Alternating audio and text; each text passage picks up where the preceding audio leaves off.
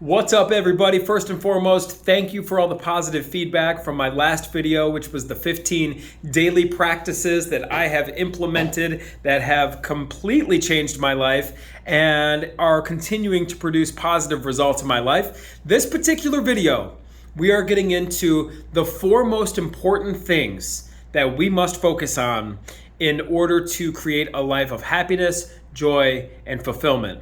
So, without further ado, I believe the 4 most important things we need to be focused on before we dive deep is relationships, productivity, health, and then overall purpose and happiness.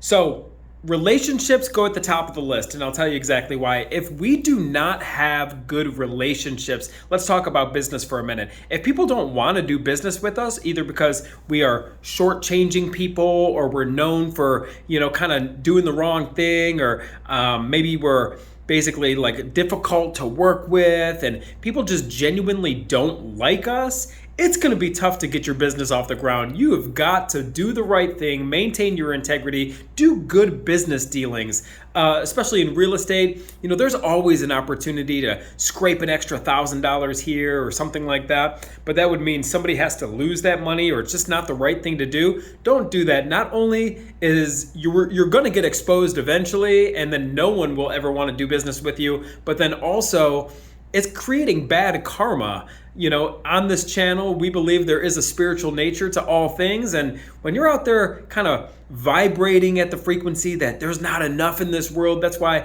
I gotta shortchange people, you're gonna continue to get not enough. Make sure you're doing the right thing, maintain your relationships in business, and then also your personal friendships, extremely important. That's where you're gonna be able to have people to talk to, have people in your life to support you. I don't care how good your life is going, there is always a time when you need a helping hand, you need a hand up, you need a leg up, and we're gonna get that from our friendships. So we need to be a good friend if we're gonna have good friends in our life, and then also in our intimate relationships as well. We need to have integrity. We can't be in a relationship but still out there, hitting up other people online or, cheating on our spouse or cheating on our partner or something like that, because what that is gonna do is actually create baggage.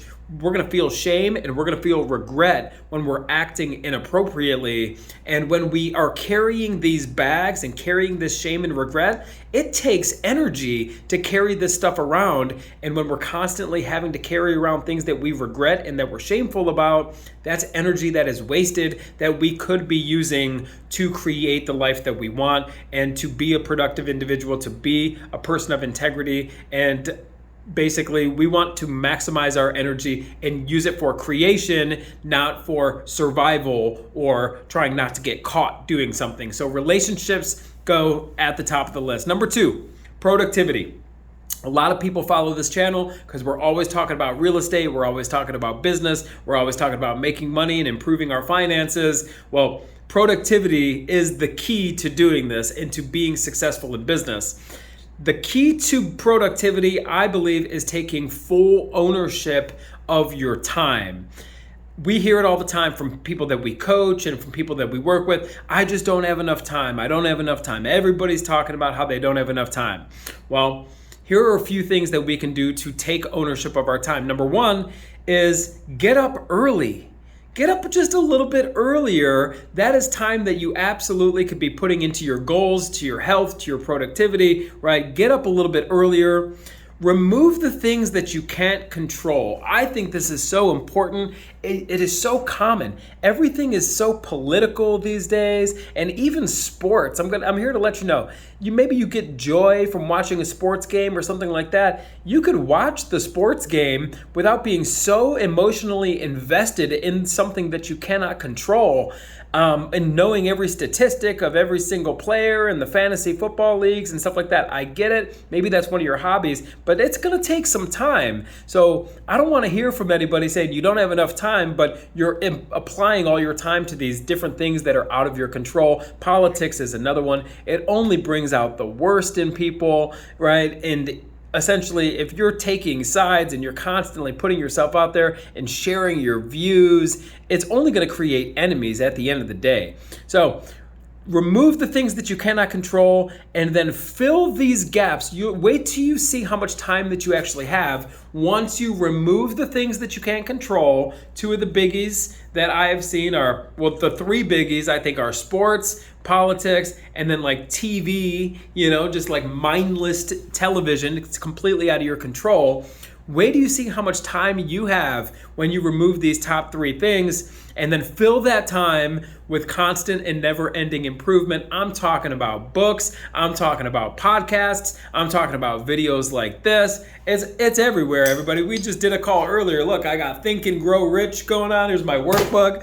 Here's another Napoleon Hill book is right here. I'm listening to podcasts all day. I'm listening to just positivity and videos and just working on myself because I have the time to do that because I'm not focused on things I cannot control. Plan your day. Write down what it is, the top three things that you want to accomplish for any day. Write it down and then do the hardest, or what you're considering the hardest or most challenging thing.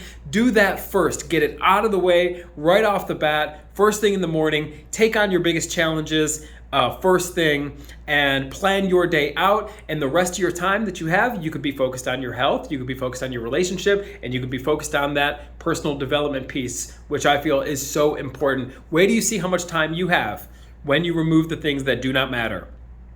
And also, remove the gossiping. This is another thing when it comes to kind of being involved in politics and following all this stuff. It turns into this whole gossip thing. And when you're around influential people, they can tell when somebody is a gossiper. And guess what? When you are labeled as a gossiper, because you're constantly gossiping, no one actually wants to share with the person who is a gossiper. Remove the gossip from your vocabulary as well, and wait till you see how much time that frees up in of itself.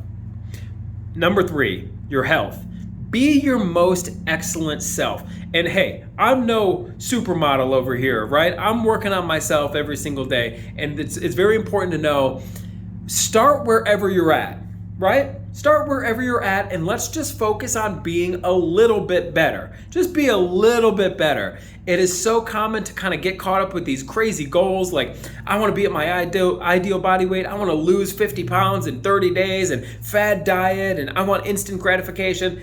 Remove all that nonsense. We all know it does not work, and when we can just focus on the next thing, focus on the next decision, focus on the next meal, focus on just making a cleaner eating decision. Focus on that next workout. And if a crazy boot camp CrossFit class is too hard for you, let's just focus on the elliptical. Let's just get a little bit better. Let's make it easy for us, but let's build consistency in our health. And just here's something that I've been applying. I got this from a guy, John Madsen. He's got a really cool podcast online. It's called The Show, but he never leaves his house unless he's his most excellent self. And that means being groomed. It means having his clothes pressed. And, hey, I'm not talking about wearing suits every day here, everybody. I'm wearing a t-shirt right now. But we can still be our best self before leaving the house.